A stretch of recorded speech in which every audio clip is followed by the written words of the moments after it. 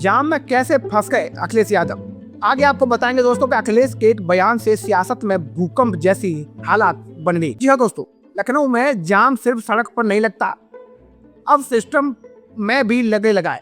उत्तर प्रदेश की राजधानी लखनऊ इन दिनों एक ऐसी समस्या से जूझ रही है जो धीरे धीरे शहर की रफ्तार को जकड़ती जा रही है। ट्रैफिक जाम अब कोई अस्थायी परेशानी नहीं है दोस्तों, बल्कि रोजमर्रा की हकीकत बन चुका है। हालात इतने खराब हो चुके हैं कि अब आम आदमी ही नहीं बल्कि वीआईपी भी इससे अछूते नहीं रहे। इसका सबसे बड़ा उदाहरण दोस्तों हाल ही में तब देखने को मिला जब अखिलेश यादव का काफिला खुद ट्रैफिक जाम में फंस गया। एयरपोर्ट से लौटते वक्त उनका काफिला वीआईपी आपकी जगह वीवीआईपी गेस्ट हाउस के पास लाल बत्ती चौराहे पर करीब 10 मिनट तक रुका। ये कोई मामूली घटना नहीं थी दोस्तों, ये उस सिस्टम पर सवाल था जो खुद वीवीआईपी मूवमेंट तक को सुचारू नहीं रख पाया। सोचिए, जिस शहर में वीवीआईपी का काफिला जाम में फंस जाए वहां आम जनता की हालत क्या होती होगी। उस दौरान सुरक्षा में लगे सुरक्षा कर्मियों को भी जाम खुलवाने में काफी मशक्कत करनी पड़ी और कुछ समय के लिए वीवीआईपी मूवमेंट पूरी तरह ठप हो गया और इसका सीधा असर आम लोगों पर पड़ा। जाम और लंबा हो गया, परेशानी और बढ़ गई। लखनऊ की सड़कों की तस्वीर आजकल कुछ ऐसी है, वाहन चल नहीं रहे बल्कि रेंग रहे हैं। सुबह ऑफिस टाइम हो, दोपहर में स्कूल की छुट्टी हो या शाम को पीक आवर, हर समय शहर के प्रमुख चौराहे जाम से जूते नजर आते हैं। हजरतगंज, चारबाग, कपूरथला, इंदिरा नगर और गोमती नगर जैसे इलाके अब ट्रैफिक जाम के स्थायी केंद्र बन चुके हैं। इस समस्या की जड़ें गहरी है दोस्तों। सबसे बड़ा कारण है कि बढ़ती आबादी और वाहनों की लगातार बढ़ती संख्या, लेकिन इसके मुकाबले सड़क नेटवर्क का विस्तार बेहद सीमित रहा है। शहर बढ़ता गया, गाड़ियां बढ़ती गई, लेकिन सड़कें वहीं की वहीं रह गई। दोस्तों, इसका जो परिणाम हर दिन लंबा जाम, बढ़ती झुंझलाहट और बर्बाद होता समय।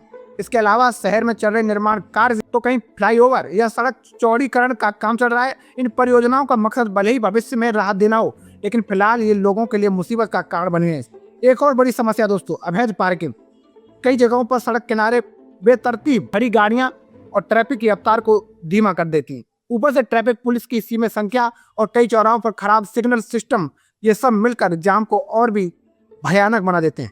और स्थानीय लोगों का कहना है कि कई बार स्थिति इतनी गंभीर हो जाती है कि एम्बुलेंस तक जाम में फंस जाती है। सोचिए दोस्तों, जब जिंदगी बचाने वाली गाड़ी समय पर न पहुंच पाए तो हालात कितने खतरनाक हो सकते हैं। दोस्तों, स्कूल बसों में बैठे बच्चे घंटों जाम में फंसे रहते हैं और ऑफिस जाने वाले लोग लेट हो जाते हैं और आम नागरिक का कीमती समय सड़क पर ही बर्बाद हो जाता है। अब सवाल उठता है दोस्तों, क्या यही है स्मार्ट सिटी का मॉडल? जिस शहर को आधुनिक और व्यवस्थित बनाने के दावे किए जा रहे हैं, वहीं ट्रैफिक मैनेजमेंट इतनी बड़ी चुनौती क्यों बना हुआ है? और प्रशासन की ओर से समय समय पर योजनाओं तो बनाई जाती हैं, लेकिन उनका असर जमीन पर नजर नहीं आता। हालांकि दोस्तों, कुछ प्रयास जरूर किए गए हैं। 13 मार्च को राजनाथ सिंह ने लखनऊ विकास प्राधिकरण की महत्वाकांक्षी ग्रीन कॉरिडोर परियोजनाओं का लोकार्पण किया। इस परियोजना के दूसरे चरण में डालीगंज पुल से समता मूलक चौक तक करीब 7 किलोमीटर लंबा मार्ग तैयार किया गया, जिसकी लागत लगभग 250 करोड़ रुपए बताई जा रही है। इस ग्रीन कॉरिडोर से करीब 15 लाख लोगों को सीधे तौर पर फायदा मिलने की उम्मीद है। ये निश्चित रूप से दोस्तों एक सकारात्मक कदम है, लेकिन सवाल ये है कि यह अकेला प्रोजेक्ट लखनऊ के ट्रैफिक संकट का समाधान बन पाएगा? क्योंकि जाम की समस्या सिर्फ सड़कों की नहीं बल्कि प्लानिंग की भी है।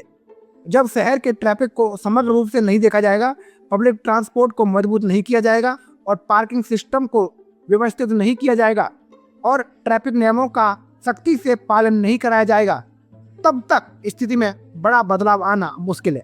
दोस्तों, आज लखनऊ एक चौराहे पर खड़ा है। एक तरफ विकास के बड़े बड़े दावे और दूसरी तरफ जाम में फंसी हकीकत।